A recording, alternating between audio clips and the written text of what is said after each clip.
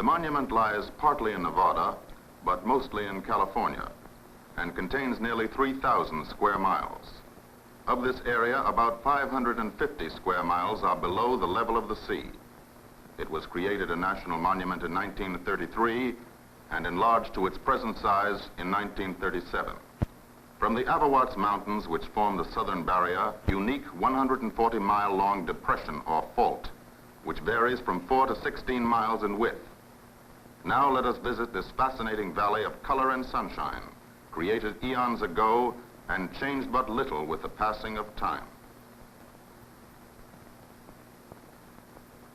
After entering the monument from Death Valley Junction, we follow a paved road down Furnace Creek Wash into that weird and silent region spawned millions of years ago, when Mother Earth heaved and twisted with mighty convulsions and molded these black mountains from the oldest rocks on the planet.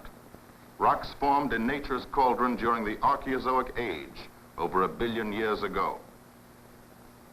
The Funeral Mountains are part of the Amargosa Range. The Paleozoic rocks found in these mountains contain fossil remains of marine life, deposits amassed during the tens of millions of years this region was submerged below the sea. Fossil tracks of prehistoric animals and birds are found in parts of the valley, some here beneath Tuckeye Mountain. Naturalists tell us that during the Ice Age, Death Valley, instead of being filled with ice, contained a large lake around which primitive forms of life gathered. Some of these creatures literally left their footprints in the sands of time. For park rangers constantly uncover age-old links with the past, such as this petrified imprint left by a camel, and these pad marks left by a giant cat, a flesh-eater of the primordial world. In Greenwater Canyon, a barren, sun-stricken waste, we find the symbols left behind by a people who have vanished into the void of time. Petroglyphs, picture writing on the rocks, indicate that members of a primitive race once roamed this desolate region. The restless feet of Stone Age men marked out this path through Greenwater Canyon, and during their migrations, the stone carvers chiseled out messages to those who would follow. These crude symbols scratched into the rocks prove the existence of an ancient people, but who they were, where they originated, and what became of them are mysteries still unsolved. The Panamint Indians, an offshoot of the Shoshone Nation, who have lived in Death Valley for centuries, form our next link with the past. An Indian village has been established for the survivors of these early settlers in this valley they call Tomisha, or Ground of Fire.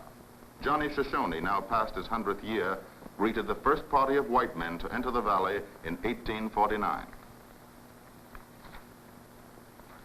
The Furnace Creek Springs were discovered during the winter of 1849 by a band of weary gold seekers looking for a shortcut to California.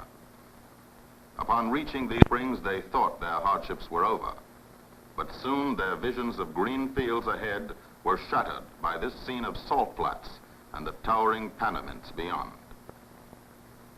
Despite great hardships, the Bennett Arcane section of the party continued southward along the valley floor until they discovered Bennett Wells. Here they camped for several weeks while Lewis Manley and John Rogers made an epic journey for help. While waiting for these men to return, the balance of the party broke up their wagons for fuel and slaughtered most of their oxen for food.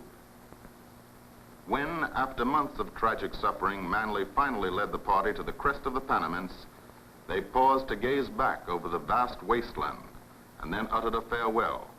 Goodbye, Death Valley. And this name has been used ever since. Cotton ball borax started the real development of Death Valley. This crude form of the mineral was found in 1873 by a prospector named Aaron Winters at this very spot, a discovery that proved of great importance. In order to refine the crude borax into a commercial form for transportation out of the valley by 20-mule teams, the Harmony Borax Works were established in 1881. For a long time, the industry prospered, but when its low-grade product could no longer compete with the borax from other regions, the enterprise was abandoned.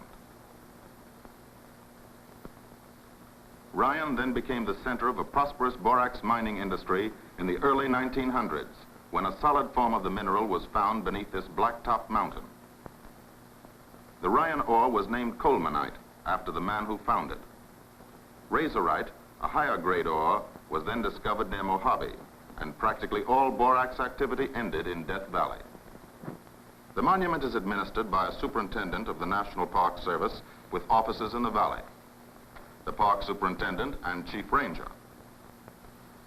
Park headquarters furnish full information to visitors, and the rangers patrol the roads to give assistance where needed.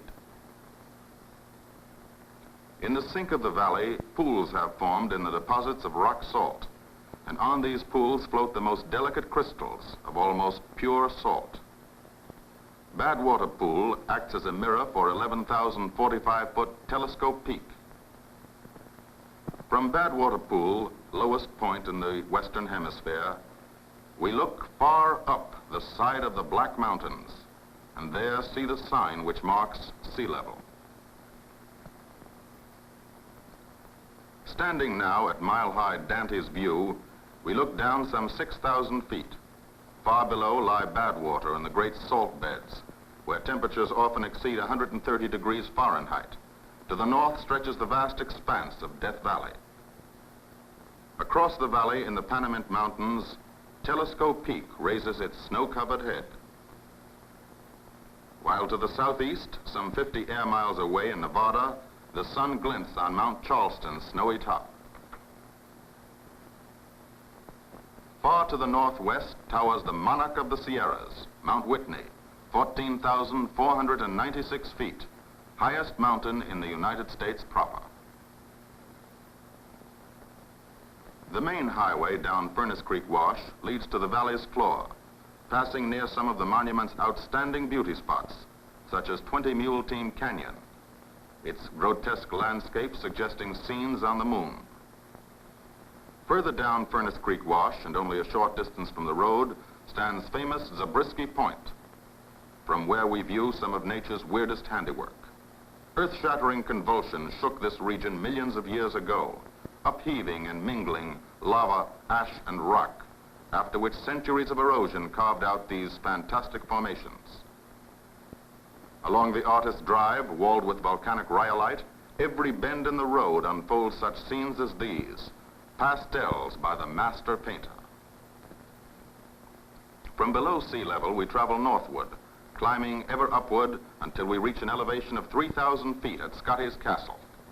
On our way to the castle, we travel for miles through a desert garden of cactus and shrub. Cotton-top cactus are numerous. The brilliant beaver-tail cactus adds a cheerful hue to the dry landscape. This evergreen creosote bush, with its bright yellow flowers, has a high medicinal reputation with the Indians. Scotty's Castle, that fabulous $2 million edifice in Grapevine Canyon, attracts thousands of visitors annually, for the name of Scotty is magic. A few years before the turn of the century, Walter Scott rode into Death Valley on a mule. As a young prospector, he experienced his full share of hardships and disappointments. But being an unusual individual, he succeeded in wresting life, riches, comfort, and everlasting fame from the harsh, unfriendly desert. Hand-carved woodwork, imported objects of art, and a magnificent pipe organ are some of the surprises in this dream castle of Death Valley's most glamorous character. The clock tower measures the passing of time in a land where time is endless. Near the center of the valley, there are 60 square miles covered with sand dunes. We reach the dunes in late afternoon, just as the long shadows are casting an enchanting glow over their curved and rippled surfaces.